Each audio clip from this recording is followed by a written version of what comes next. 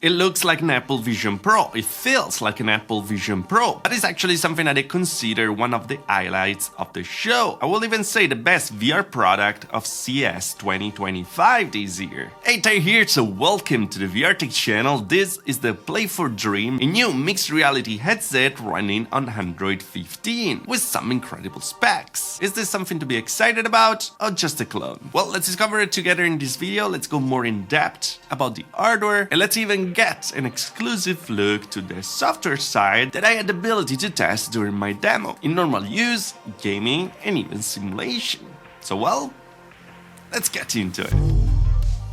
By the way, thanks to Rocket to make my CES 2025 trip possible. You can check out their new products in the video over here. Let's keep going. Sorry for my voice, I clearly have something wrong, might be COVID or any, but yeah, let's try this.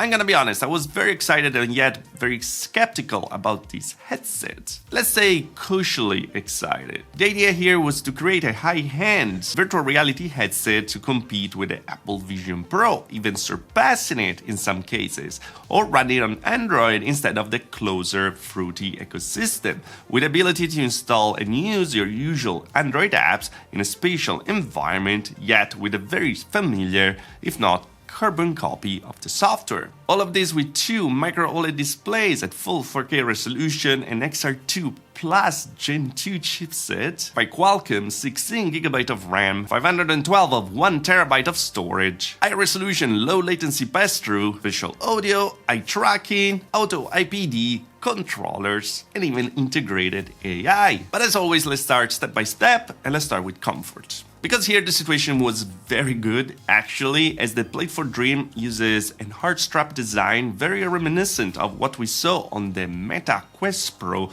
but this time with a regular facial design instead of the one to have the weight on the forehead. By the way, on the demo floor there was also one with an accessory to use it like the Quest Pro in an open design, but yeah, I really prefer the regular visor way. The headset is around 650 grams and felt very balanced thanks to the battery on the back. In my around 1 hour demo, I didn't have any problem with it. I found it pretty comfortable, beside the fact that the face cover was actually falling off quite often because the magnets weren't actually strong enough, hopefully something that they can fix. But while I'm probably gonna use a top strap for longer sessions, in my hour with it, I didn't really feel the need for it, so I think that is a big win when it comes to comfort, for sure more comfortable than the Apple Vision Pro, way more balanced on your face, and very compelling for a full standalone headset of them all. For full comfort, of course, is something that we're gonna have to test in my full review. Talking about visual comfort, the situation was very good as well, thanks to the two newer generation pancake lenses that this headset uses. And as you know, these are very forgiving when it comes to finding the sweet spot, the point where the visuals are the best for the position of your eyes. The lenses will move automatically to your eye position thanks to the integrated eye tracking and of course the auto IPD. And the eye tracking is also working for foveated rendering to actually eye up the resolution where you're looking at and bringing it down for the surrounding areas, freeing up a ton of graphical power. Very handy considering the very high resolution and also the kind of processor that this thing is running on. That is an overpowered version of what we got on the Meta Quest 3. But yeah, visuals are for sure the strong point of this headset, with two full 4K micro OLED displays with a resolution of 3840 by 3552 each eye at 45 ppd running up to 90 Hz. Colors were absolutely amazing thanks to the micro OLED technology contrast as well, of course, and they were also pretty bright considering the pancake lenses. I had the opportunity to play with the menu for a while, play some Half-Life Alyx, and even some flight simulators. An absolutely amazing rig, by the way, and I have to say that I was very impressed with the visuals. Screen door effect didn't appear at all, needless to say, and everything looked extra crisp. I was really worried about the ability of the XR2 Plus Gen 2 to actually run this kind of resolution, but yeah, the eye tracking apparently does a very good job at it. Kudos to the visuals because they were very impressive, even better than what I saw on the Apple Vision Pro. That is one of the benchmarks when it comes to screens and lenses nowadays. Were they perfect though? Well, not really. I actually saw still some chromatic aberration that might be corrected via software, hopefully. Nothing too crazy, but it was definitely there for me. And about the FOV, it wasn't actually the widest. I will say that it was less than the Quest 3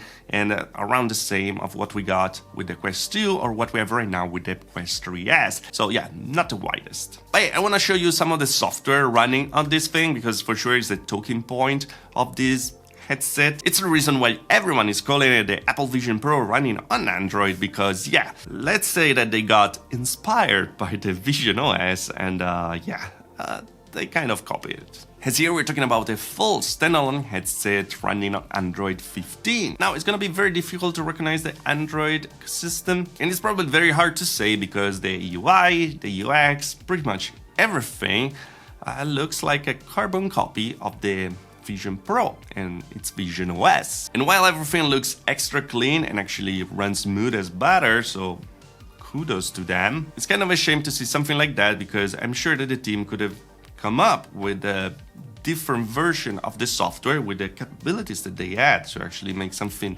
dysfunctional and this good, and to have something personal that people would not have to associate with like something else as plagiarism, let's say. The headset really felt like a final product. Everything ran absolutely well, but yeah, I'm kind of torn on the situation. Is this the right direction to take? Talking about the pass-through quality is a bit tricky to judge because, you know, the latest CS weren't the best, and I never had a good demo over there talking about the pass-through, but it did feel much better than the Quest 3, talking about the resolution thanks to the 32 megapixel cameras, but also the colors didn't really feel completely right and the contrast didn't feel completely right. So I will still put it kind of below the Apple Vision Pro, but I'm very curious to see it in a different environment where I'm familiar with to do an actual comparison. What was different, actually, what I feel like an upgrade from the Apple Vision Pro was the ability to actually use also the controllers that are going to be integrated in the box to interact with the software or even like gaming. This felt very similar to the Quest 3 controllers with the same ringless design and this new standard button arrangement.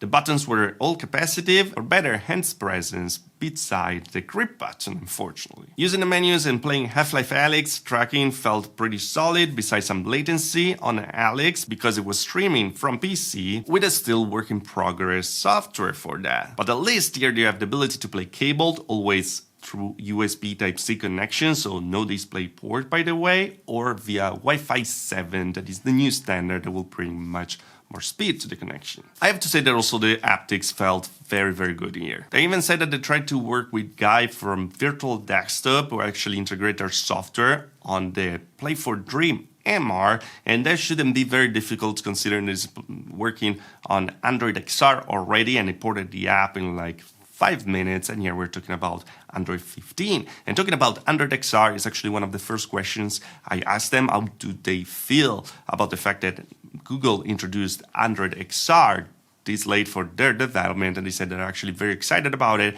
and they can't wait to actually implement it in the Play for Dream MR. And I think that it's a great thing because I would love to have the option to deactivate the Apple Vision Pro, like copy part of the software and just rely on what Google is doing with Android XR using the power of this chipset and the great hardware that this headset actually has. It would be just nice to have the ability to use different launchers like we can do on our phones. And they could actually avoid some low problems in the US for them. There are many features and abilities that I weren't able to test at CES, like the ability to take spatial videos with a 232 megapixel camera, the ability to connect it to an external HDMI box to game with your console, the ability to connect it to your PC, or even a store for apps. Overall though, what do I think about it? I have to say that I'm very, very impressed with this thing. Hardware was on point, extra high-end, and probably one of the best headsets I ever saw so far.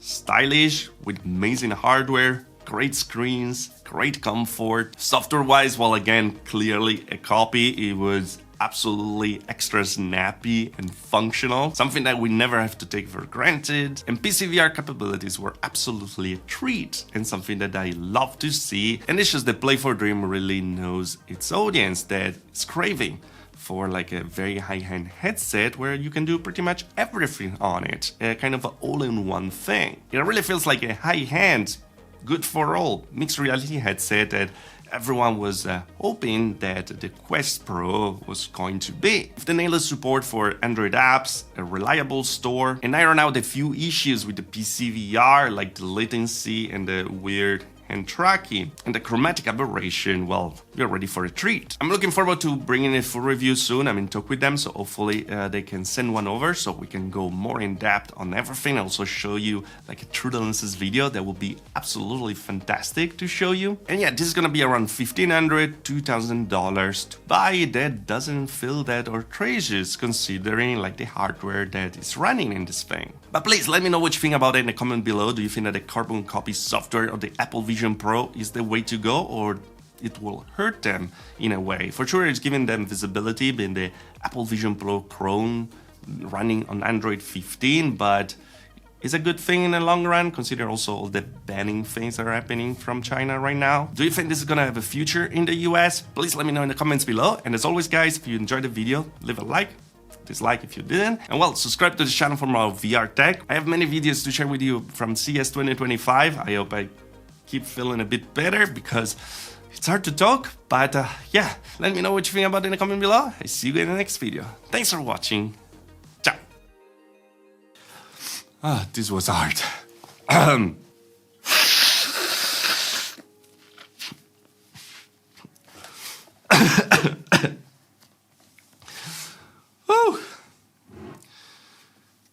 Jack.